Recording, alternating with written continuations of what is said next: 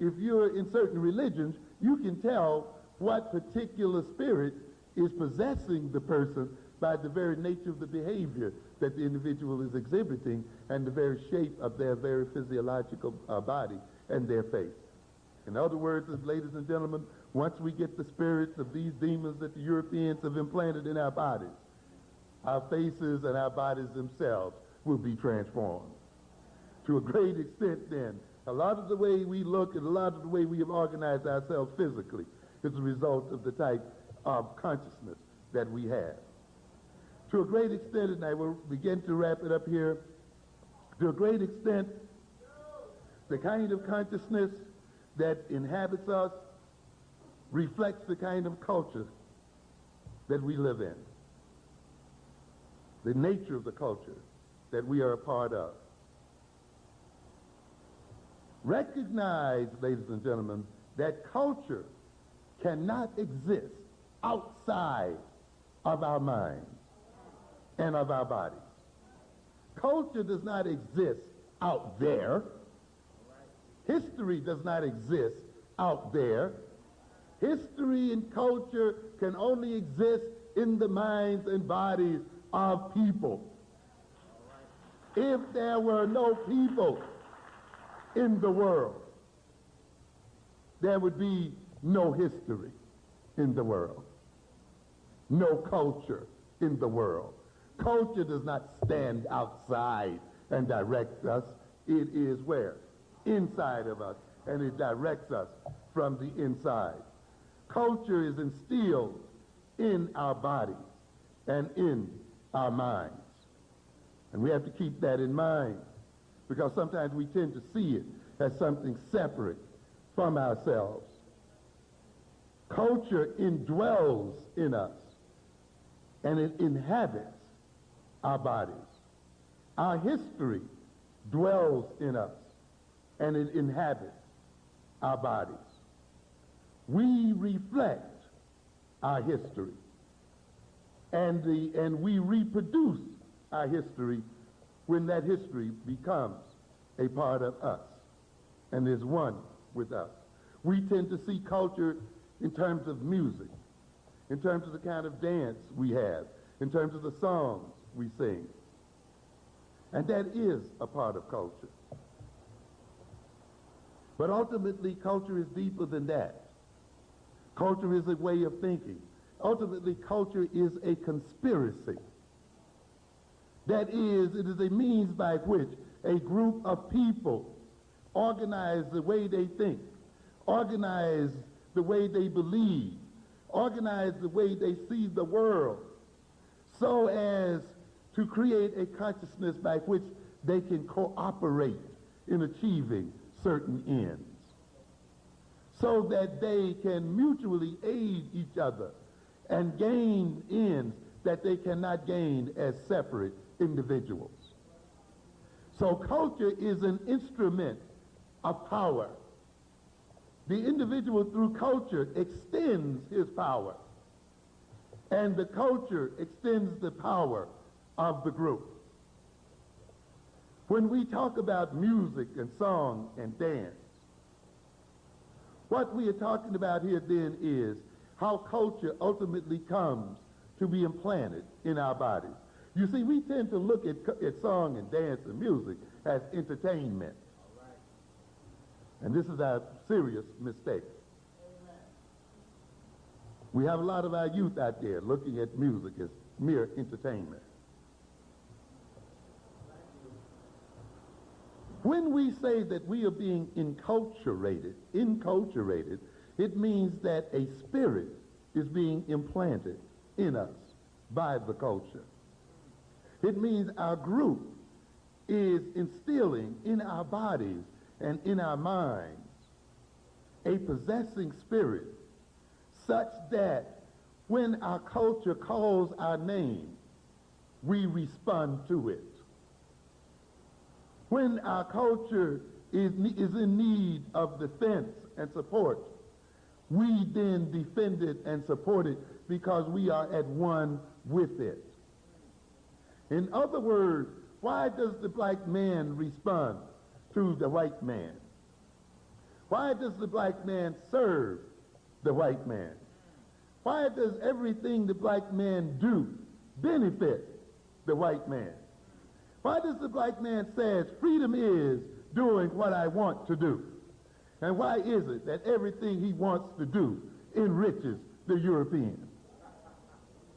Why is it that our youth say that they are being free and that they're doing what they want to do and they're expressing themselves, and it involves buying a $100 pair of sneakers from white folk?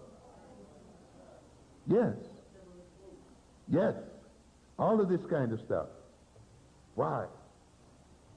Because the spirit that is implanted in the human mind and in the human psyche is there to only respond to its creator and to its master.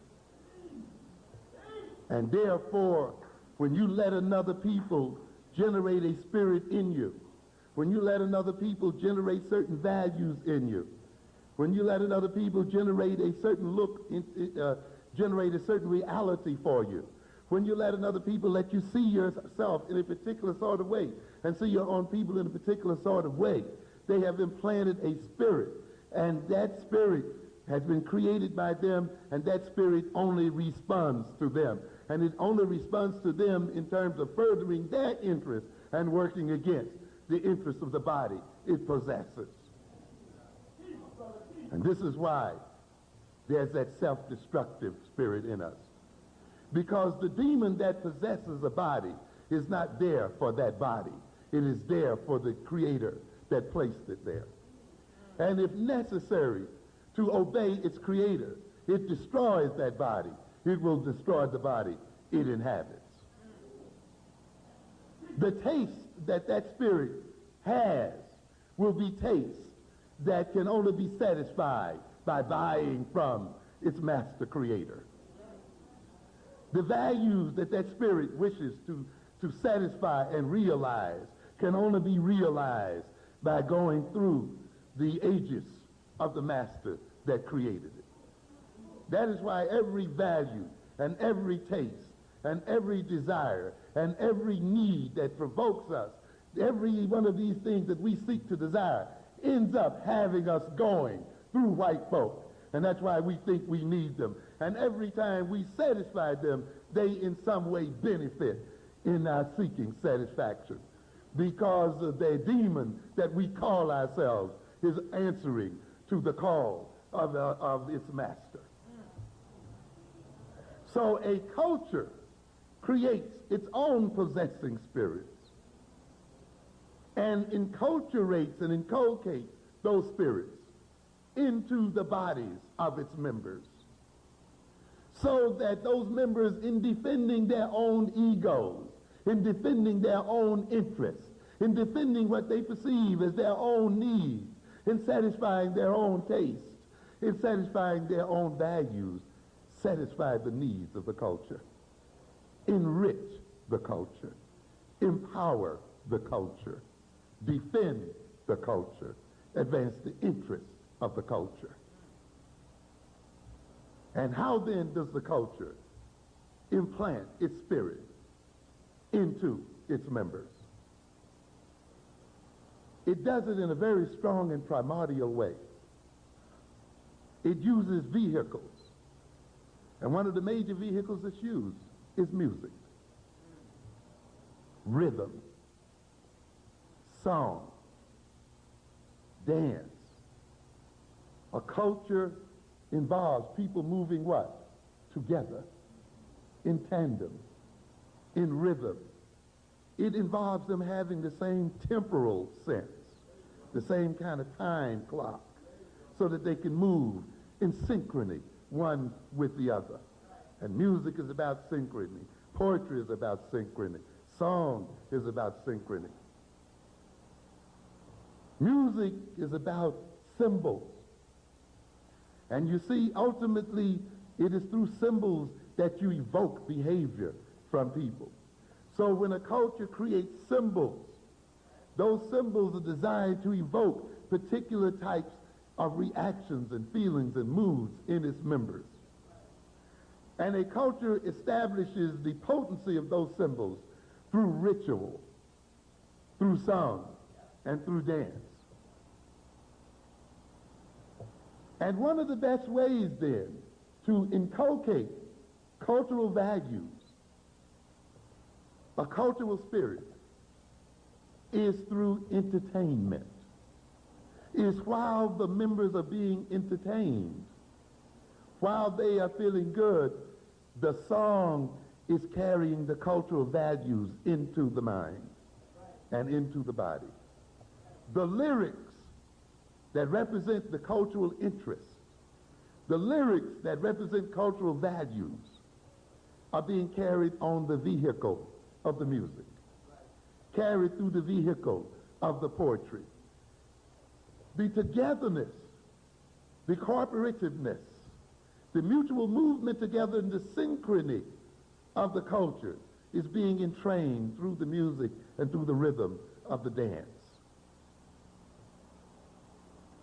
Therefore, you see, when you let another people take over your music, when you let another people take over your dance and attach their content to it, they will use your own music and your own dance and your own rap lyrics and your own poetry and your own cultural symbols to carry their message into your body and into your mind, such that you can only respond then to their beck and call and to their wishes.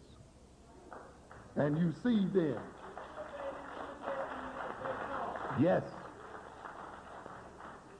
you see then that they get you to buy those sneakers and they get you to buy all of those things by what? Associating them with your what?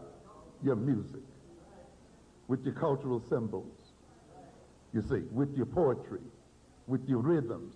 And so they attach their content to our rhythm, their content to our song.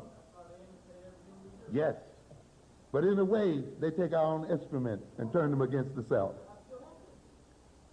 Notice how quickly, when one of our youngsters was rhyming "kill the police," that kind of content was washed right out immediately. Yes. But what washout occurs when they sing about shooting each other with their Glocks and the other things? When their contents of self-destructiveness ride on the rhythm of their song and of their dance. And when the symbols are loaded then with self-destructive elements and content. So what are we saying here then? That enculturation is the process of building in responsivity and ultimately responsibility, the ability to respond to a particular call. And we then have appropriately enculturated ourselves when we can respond to our own culture and to our own values and to our own needs. To the "I told you so" section